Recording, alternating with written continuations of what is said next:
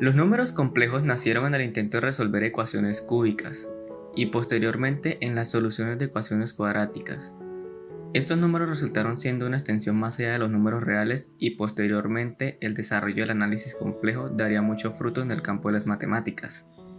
Eran una herramienta abstracta realmente fuerte, pero surgiría la pregunta, ¿estos números tienen algún sentido físico? Alrededor de los inicios del siglo pasado, nacieron dos de las ramas de la física más conocidas por el mundo, la relatividad y la mecánica cuántica, en la que nos interesaremos particularmente en este video. La mecánica cuántica nace a partir de intentar describir varios problemas que la mecánica, el electromagnetismo y la termodinámica, todas estas conocidas como la física clásica, no podían explicar, hasta que por estos tiempos Max Planck propuso su hipótesis de la naturaleza corpuscular de la luz, que está formada por cuantos de energía, y años más tarde, Louis de Broglie propuso su hipótesis en su tesis de doctorado, que hablaba sobre cómo las partículas con masa pueden tener naturaleza ondulatoria. Ambas hipótesis fueron comprobadas por los experimentos del efecto fotoeléctrico y la difracción de electrones respectivamente. Esta teoría hasta este momento la constituían un montón de ecuaciones para describir cada experimento o fenómeno, cosa que está lejos de ser algo bonita.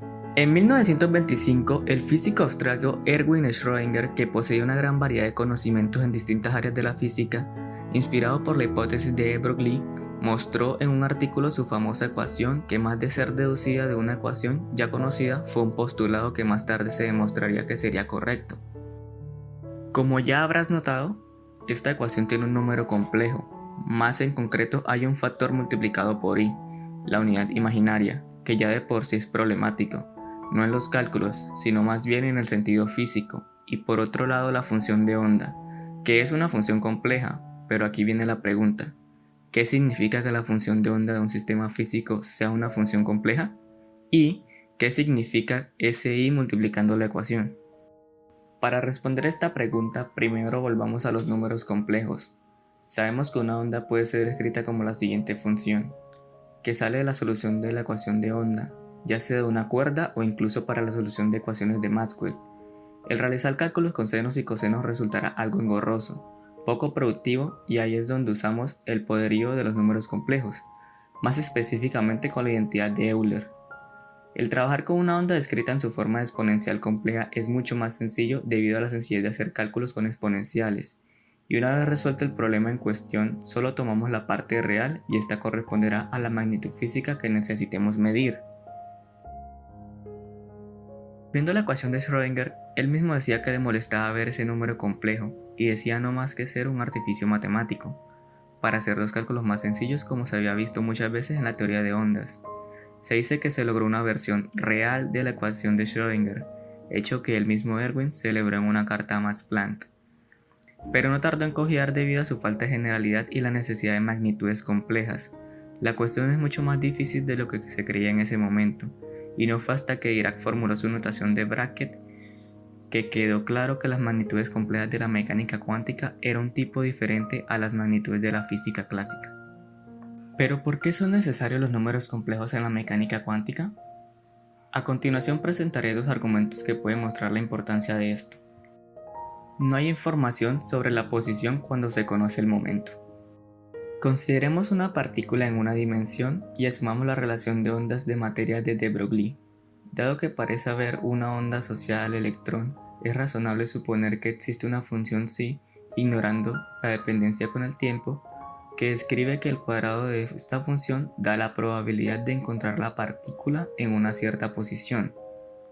Utilizando el principio de incertidumbre de Heisenberg, que en palabras coloquiales dice que es imposible conocer con total exactitud la posición y la velocidad de una partícula para un mismo instante de tiempo. Ahora supongamos que el electrón se encuentra con un momento totalmente definido. La ecuación de onda para este estado sería según la relación de de Broglie, donde esta función denota el estado del momento definido. La gráfica de psi cuadrado es inconsistente con el principio de incertidumbre, ya que una vez determinado el momentum no debería haber ninguna información sobre la posición del electrón, y la gráfica está mostrando que hay regiones en las que es más posible encontrar el electrón que en otras. La distribución de probabilidad debería ser plana, ya que denotaría que es igualmente probable encontrar la partícula en cualquier posición, así que necesitamos una función que tenga esta propiedad, y esta es justamente la exponencial compleja. Si igual a veces la exponencial de i px sobre h barra, su módulo al cuadrado es justamente una constante, por tanto esta debe ser compleja para cumplir el principio de incertidumbre de Heisenberg, porque i aparece explícitamente en la ecuación. Esta justificación se basa en la diferencia estructural entre la ecuación de onda clásica y la ecuación de Schrödinger. Consideremos una dimensión. La ecuación de onda clásica viene dada por la expresión asterisco. Se puede escribir una solución para esta ecuación como y igual a una función, y por b otra función. Podemos encontrar que tanto a como b tienen ecuaciones diferenciales iguales y desacopladas, lo que significa que tanto a como b pueden elegirse libremente con cuidado de satisfacer las ecuaciones de onda, y dado una función a, se puede escoger b de manera que satisfaga la misma ecuación. Ahora intentémoslo con la ecuación de Schrödinger. Consideremos una sola dimensión. Sustituyendo si igual a i más b, obtenemos la siguiente ecuación, en donde notamos que son ecuaciones diferenciales acopladas. Esto significa que necesitamos tanto a como b, y no se puede escribir una situación física con el uso de una sola de estas. Esto se verá en general para las ecuaciones diferenciales que tienen explícitamente un i. ¿Por qué aparece i explícitamente? Luego de realizar separación de variables en la ecuación de Schrödinger dependiente del tiempo, se puede decir que en esta ecuación la unidad imaginaria aparece explícitamente porque la ecuación diferencial para el tiempo viene dada por una expresión de la siguiente manera, y esta tiene como solución una exponencial. Otra de las ecuaciones estrella que tiene explícitamente la unidad imaginaria i es la ecuación de Dirac, que es conocida como una de las ecuaciones más bellas de la física, debido a su elegancia y no es para menos. Fue encontrada por Paul Dirac en su deseo de adaptar la ecuación de Schrödinger a la teoría de la relatividad. Una particularidad que añade a esta ecuación es que predice la existencia de la antimateria. En 1933, Erwin Schrödinger y Paul Dirac fueron galardonados con el Premio Nobel de Física por el descubrimiento de nuevas formas productivas de la teoría atómica. Finalmente quisiera hablar sobre cómo problemas como el de la ecuación cúbica y el problema de describir las propiedades del mundo atómico, uno para los matemáticos y otro para los físicos respectivamente, encontraron sus soluciones en un cambio total de paradigma en algo inadmisible para la época, y terminaron juntándose ambos para describir la realidad física de manera exitosa. Personalmente encuentro cierta motivación al leer historias como esta, y quisiera estar presente en el siguiente cambio de paradigma.